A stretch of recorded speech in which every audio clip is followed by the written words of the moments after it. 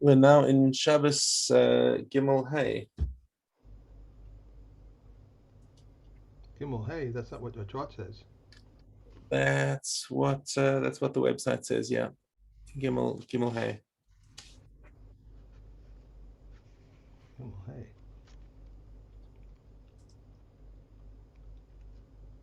I don't know how that could be. All right. Shabbos, Gimel.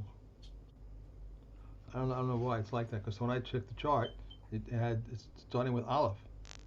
Well, we also have Aleph base as part of the Chazaras, So but that's cool. we're Gimel, hey. now but yesterday's we will do Chazara and yesterday's, which is Gimel Hay. Gimel, hey. A kettle that was removed from the fire, one may not add cold water. So to heat it up, so the word is wrong here. May not add cold water to heat it up, but he may add to it or into a hot cup to make it lukewarm. A sealed pot or an ordinary pot which was removed from the fire, while boiling, one may not add spices to them, but he may add spices into a bowl or into a tureen. Reb Yehuda says one may add spices to anything except something containing vinegar or brine. I was thinking of that when I saw this, that Reb Yehuda, why he says you can add any spices, because if you add salt to it, that's going to help, almost like help cook it. Salt is a cooking. Yeah, so he's saying that Rabbi says "Kolahu noten chutz midavar sheyesh bo chometz v'tzir." Yeah, that's right. Exactly. The things that are a little bit spicy will help it to cook. Correct. Mm, um, okay, it's not, but the halakha doesn't follow that anyway. Uh, Correct. we may not place a utensil under a lamp to catch the dripping oil, but if he places it while it is yet dry, it is permissible. And we may not benefit from it since it is not something prepared for Shabbos use. We may move a new lamp and not an old one. Reb Shimon says all lamps may be moved except a lamp burning on Shabbos. We may place a utensil under a lamp to catch sparks, but one may not place water in it because it extinguishes them. Okay. Dalet Aleph. With what may we insulate hot food, and with what may we not insulate them? We may not insulate them either with mark, nor with manure, nor with salt, nor with lime, nor with sand, with either wet or dry, nor with straw, nor with grapeskins, nor with flocking, nor with grasses when they are moist. But we may insulate hot food with them when they are dry. We may insulate hot food with clothing, with produce, with pigeon feathers, with carpenter's sawdust, and with fine flax combings. Rabbi Yehuda prohibits fine combings but permits coarse combings. Okay. The idea being that the material specified here, so there are some things that add heat and some things that just preserve the heat. Mhm. So the things that add heat you can't do. You can't insulate inside there because it gives the impression of cooking. Right. Okay. Mishna base Tomnin beshlachin umetaltilin or something. So shlachin are unprocessed flecks of wool. That's unprocessed hides. Right. That's the hides of an animal. Right. Okay, and they're also not muktzah on Shabbos, because because because you can sit on them. There's a valid Shabbos use for them. Mm-hmm. Okay, but gizeh tzemer, now that's flecks of wool unprocessed. The ein metaltalin osam, but those things are muktzah on Shabbos. Okay, why? Because unprocessed wool has no Shabbos value. Yeah. They're going to be combed and turned into commercial wool, or whatever kind of wool that you want to make a garment out of. But as they are at the moment, they have no use on Shabbos. Ketzador says so.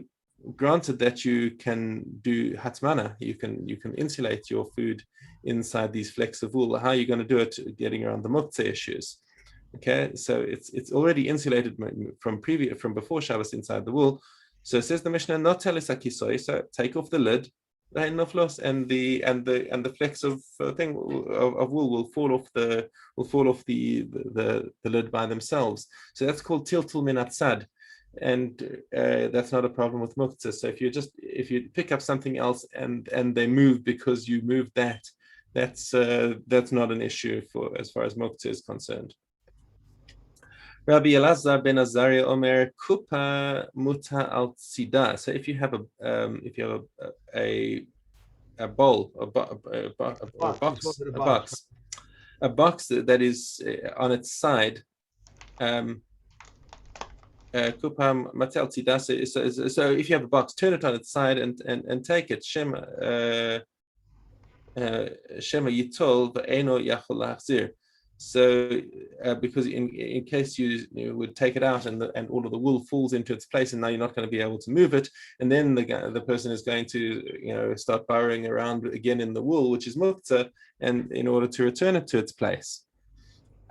So interesting that he is concerned that he wants to make a gezerah because of a din drabanan, which generally we don't do. They say like, oh, he might come to move muktzah. And the Chachamim, as you see, as it follows, don't agree with him. They say no, not tell umachzir. Let him take it out and let him return it. And if the things fall into place, that's a problem. But we're not going to make a gezerah on him just because he might come to move muktzah. I have a question on the tilting the box. The box is on. The box is on the fire. It's on. It's in a pot. No, it's not. It's not. No, there's no fire here. It's just got something that's got things you want to keep warm. So he surrounded it with flecks of wool. And so what he's saying is that in order to make sure that nothing falls in its place, you should turn it on its side so that it keeps the top is not covered, and he can pull out the food from the side and not worry about the flecks of wool falling into its place. Whereas if it's open and he pulls it out, then things might fall into the box. So it's been on the fire. He's taken it off the fire now, and he just wants to keep it warm. That's right. That's what we're talking about with hatmana. It's just keeping something warm. Okay. Lo kisahu ba'od yom.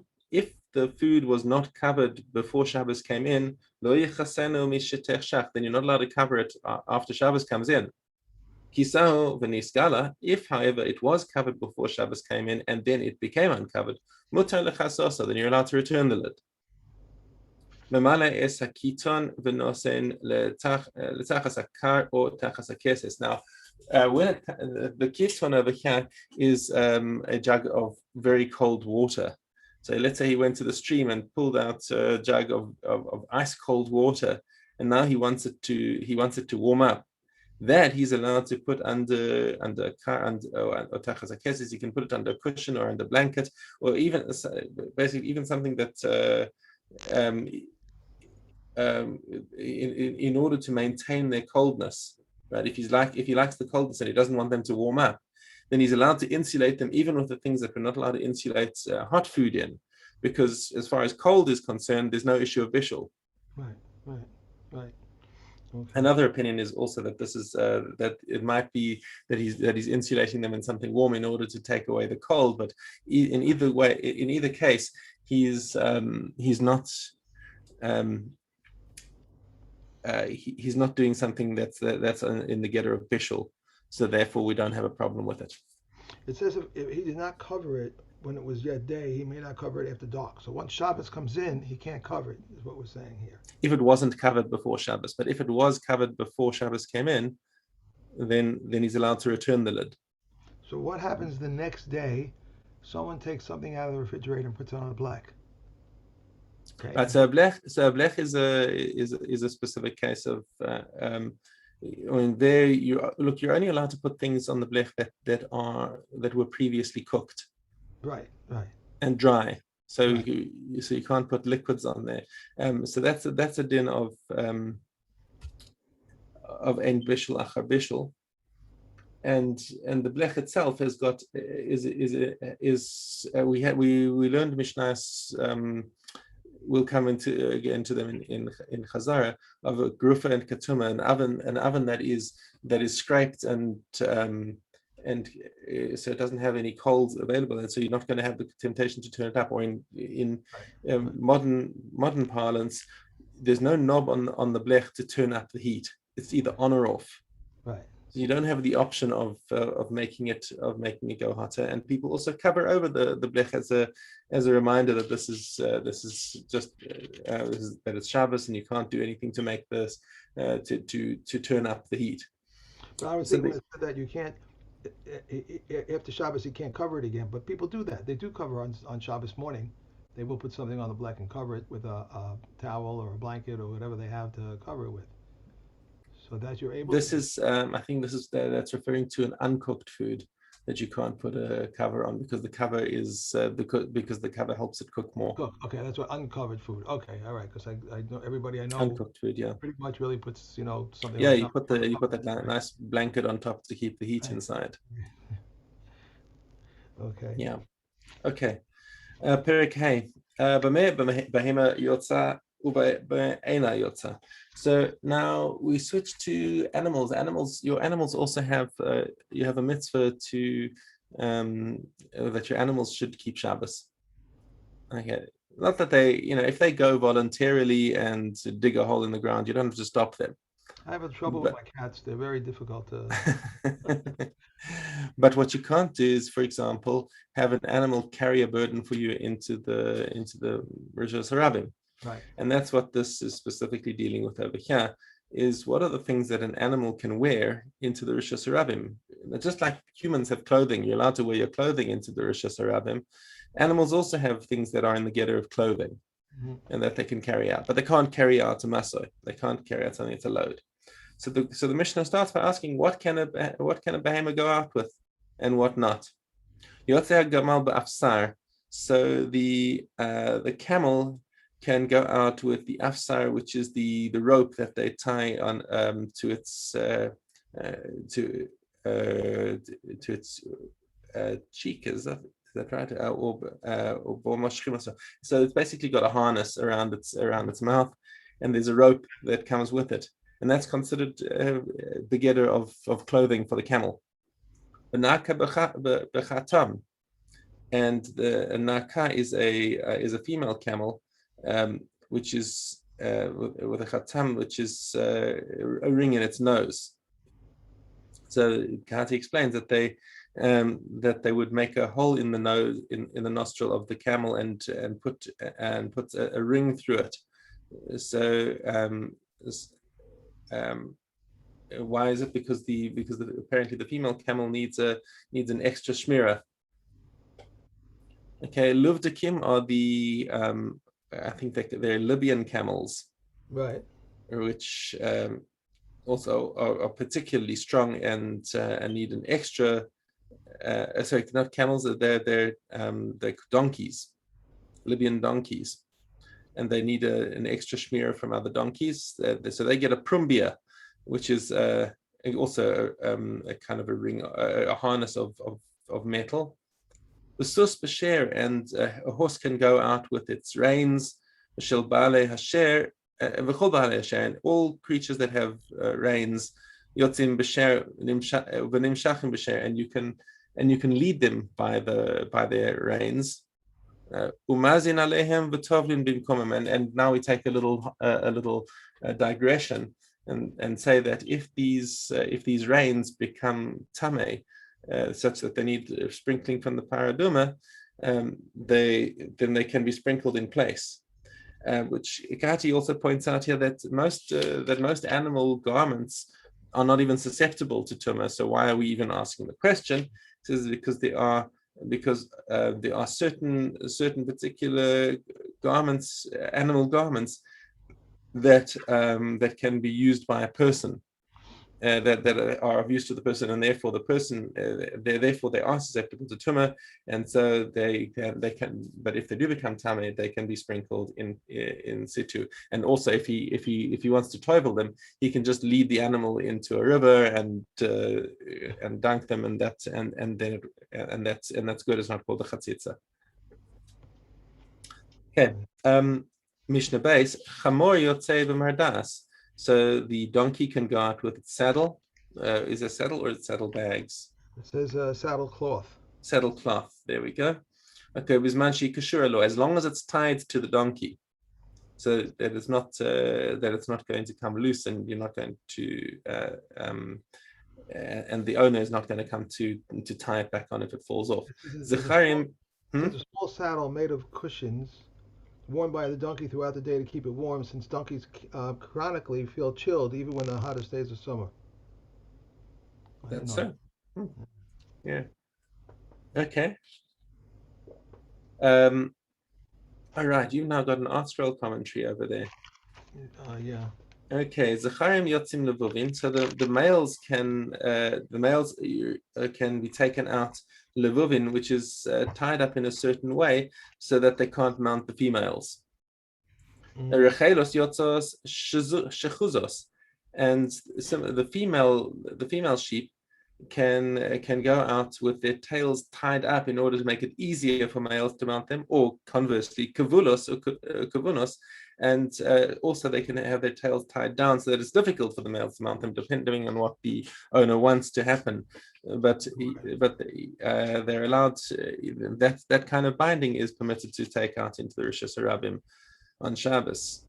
Ha'izim yotzos churos, and also goats can go out churos with their teats on the udders tied up with in pouches, either to dry up the milk or which is very tight, a tight thing in order to make them dry up the milk, and I guess they would dry up the milk in order to allow them to have more offspring. Or sometimes just to protect the milk from falling onto the ground if they're loose. So in either case, the Tanakama says that this is permitted. Rabbi Yossi Oser Bechulan. So Rabbi Yossi says all of this is prohibited. You can't tie these things up. Chutz min rachelin hakavunos, except for the ewes that are being tied up. Why? Because that's a tight one. What is his concern is that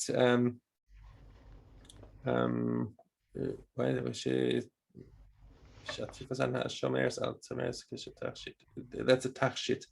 I said because that's called a tachshit for them. That's the thing that's protecting their wool is a protection. Rabbi Yehuda Omer ha'izim yotzos tzuros liyabesh aval lo lechalav. He says you can take up the goats tied up in order to dry their milk up, but not to protect the milk. Why? Because it says Rabbi Yehuda, it's a possibility if they're not tied tightly enough.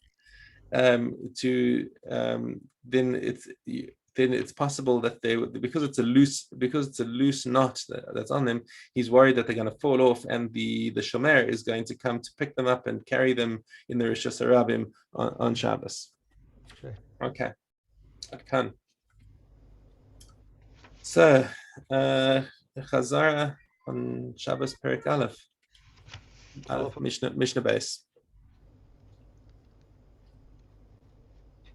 You said Aleph base, yeah. Aleph base. Yeah. I don't know why I had it all mixed up. I was doing wrong stuff. All right, whatever. Aleph base.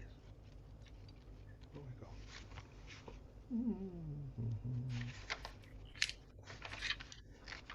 Come on. A person may not sit down before a barber shortly before the time of mincha until he prays. Either may a person enter a bathhouse, nor a tannery, nor may he begin to eat, nor to judge, but if he started, he may not interrupt. They must interrupt for the recitation of Shema, but they need not interrupt for prayer. A tailor may not go out with his needle shortly before nightfall, lest he forget and go out. Neither may a scribe go out with his pen. Neither one may neither delouse his garments nor read by the light of the lamp. Indeed, they said, the teacher may see where the children are reading, but he may not read. Similarly, a zav may not eat with a zava, since it might lead to sin. Now, do you remember this thing about why he's allowed to let the children read by the light of the candle, the teacher, but he himself is not allowed to read. The concern is that you're going to tilt the candle in order to go better, or whereas the children, their motivation is that they're kind of hoping that the candle will go out so that they don't have to carry on reading. And these are the halakas that they stand in the upper chamber of the Kananya ben Kiskiah ben Gurion when they went up to visit him. They were counted, and Beis Shammai outnumbered Beis Hillel, and they decreed 18 measures on that day. So we're not going to go through all the 18 things that they paskined in there, but there were a whole bunch of halachas that will be familiar to you if you take a look through the commentary of what those 18 halachas were that they paskined, like Beis Shammai and even Beis Hillel was forced to accept them. Do you want me to continue with it was an ambush. Okay, now that's it. Right. So where are we going to start tomorrow then? So the Chazaras we on Shabbos Daled base. Okay, let me go to Daled base and make sure I have this right, because I had most of it right, but Daled base. Okay, Daled base on. Because those are the new ones from today. The new ones today, and we're going to continue tomorrow with Aleph. With Hey Gimel, because Perek Daled has only got 2 Mishnayos in it. Hey Gimel. Make sure I have this right. Wait, that's not right.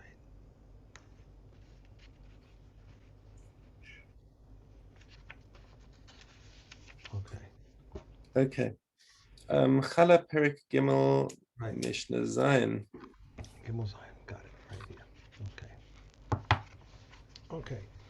If a tree stands inside but inclines to the outside, or stands outside and inclines to the inside, what faces the wall inward is considered inside, and what faces the wall out. Which Did Gimel Zayin? Which Masechta are you in? Well, I should be in Chala, but my has 2 chapters in here, so I looked at the wrong one. Okay. I turned to that page instead. Okay. All right. Why do you look confused? I don't understand. Okay, sorry about that. Okay, I have it checked and I have it in the space, but I don't know what happened. Okay, Gimel Zion. Why are we doing this? Why are you doing this to me? Here we go. Okay. If one makes dough from wheat and rice, if he has the taste of cereal, it is liable to challah, and one fulfills his obligation with it on Pesach. But if he has not the taste of cereal, it is not liable to challah, and one does not fulfill one's obligation with it on Pesach. If one takes leaven out of dough from which challah had not been taken and puts it into dough from which challah had been taken, if he can provide from elsewhere, he takes according to calculation, but if not, he takes 1 challah for the whole. And likewise, if gathered olives become mixed up with nikuv olives, or gathered grapes with gleaner's grapes, if he can provide from elsewhere, he takes according to calculation, but if not, he takes truma and truma maisa for the whole, and the rest maisa and maisa sheni according to calculation. Okay. Now Shavias Hey Gimel. Okay. If loaf remained during the 7th year, Reb Eliezer says, if the poor gathered its leaves, they have gathered. But if not, he must make accounts with the poor. Reb Yeshua says, if the poor gathered its leaves, they have gathered. But if not, the poor have no claim on him. Loaf of the 6th year, which remained until the 7th year, as also summer onions and dyer's matter from soy soil, Beit Shammai says they may be uprooted with wooden rakes. But Beis Hillel says with metal spades, but they agree that dyer's matter of the sides may be uprooted with metal spades. And from when on, when one's by loaf in the 8th year, Rabbi Yehuda says immediately, but the comments say once the new abounds. Okay. Why is there a difference between metal spades and wood spades? Because the metal spades looks like work in the field, and the wooden ones shows that there's a shinoi going on over here. Let's just take a look again at the subject material since you're asking. You can because it's 6th year produce, but it's now you're now in the 7th year. So Beis Shammai say you have to use wood to uproot it because it looks like you're working the field. But Beis Hillel say no, you can use metal because people will see that you're picking up 6th year produce. You're not doing it to work the field. You're just trying to get your 6th year produce out.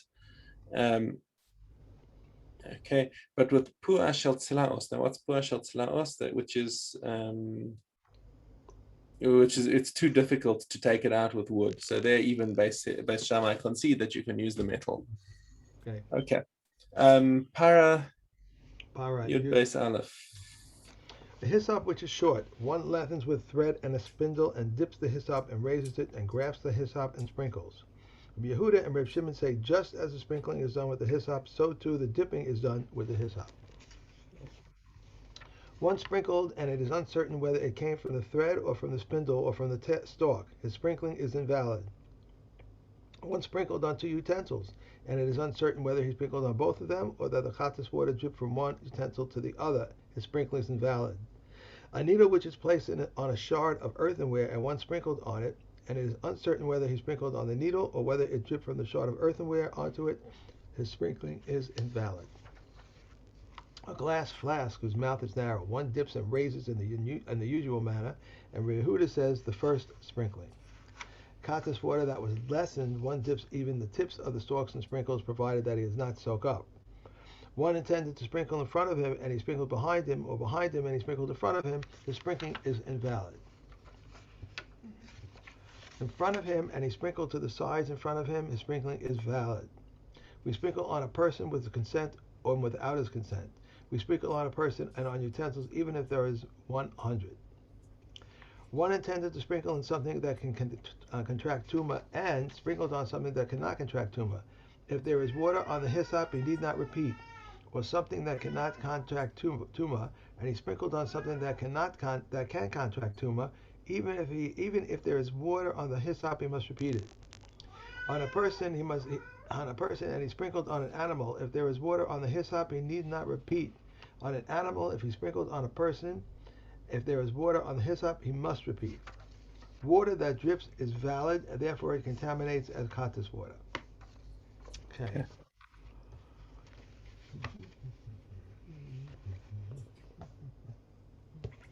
Okay. We have Zvachim.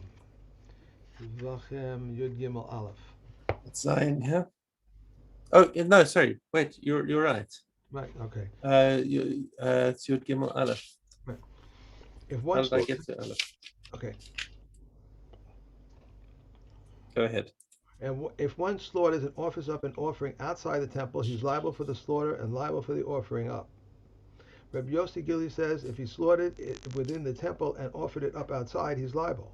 But if he slaughtered it outside and offered it up outside, he is not liable, since he has not offered up anything but a disqualified offering outside the temple. They said to him, even when one slaughters within the temple and offers it up outside, as soon as he takes it outside the temple, he has disqualified it.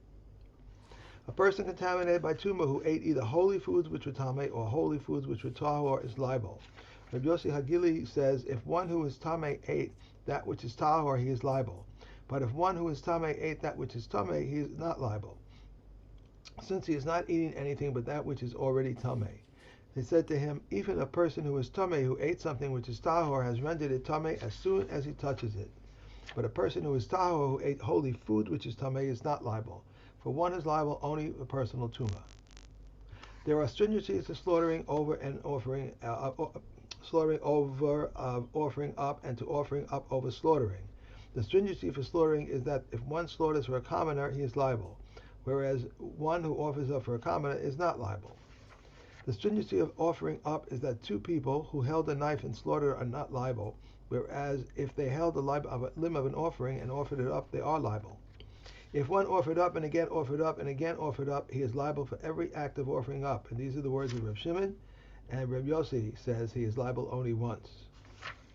One is not liable unless he brings it to the top of the altar, and Reb Shimon says even if he offered it up on a rock or a stone, he is liable. Okay. Okay. Yeah. Right. And the Darim Gimel Daled.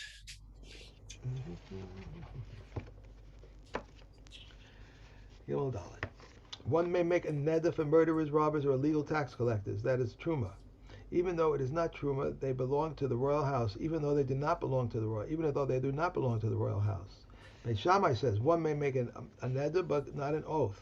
Beis Hillel, however, says even an oath. Beis Shammai says he should not volunteer to make a neder. Beis Hillel says, however, he may even volunteer. Beis Shammai says only what is forced to vow. Beis Hillel, however, says even what he is not forced to vow. How is this? They told him, say Konam, my wife benefiting from me, and he said Konam, my wife and my children benefiting from me. Beis Shammai says his wife is permitted, but his children are forbidden, And Beis Hillel says both are permitted. So this whole thing is talking about that crazy situation where you've got Jewish bandits Mm-hmm. who want to steal his food, and he tells them, no, this is all truma. And they say, oh gosh, we wouldn't dare eat truma, even though they're bandits that are trying to steal his food. But they're from enough that they wouldn't eat truma. And they say, well, make a vow to prove to us that it really is. And so the Mishnah tells us that he can make any vow he wants. Says Beis Hillel, he can make any vow he wants to exaggerate and make them believe that that it really is truma. And Beis Shammai say no, they can only he's only allowed to vow what they tell him to vow. Okay. If a person said, "Let these saplings be an offering if they are not felled, let this cloak be an offering if it is not burnt, they can be redeemed. These saplings are an offering until they are felled, and this cloak is an offering until it is burnt, and they cannot be redeemed."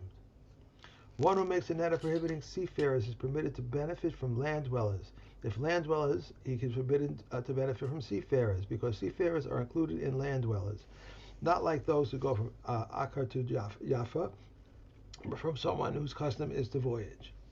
Right. So Akati Yafo is like, that's not considered a serious sea voyage. They're not considered sea voyagers in terms of somebody who vows again from sea voyages. That's talking about people who are, taking serious journeys like to Italy or whatever.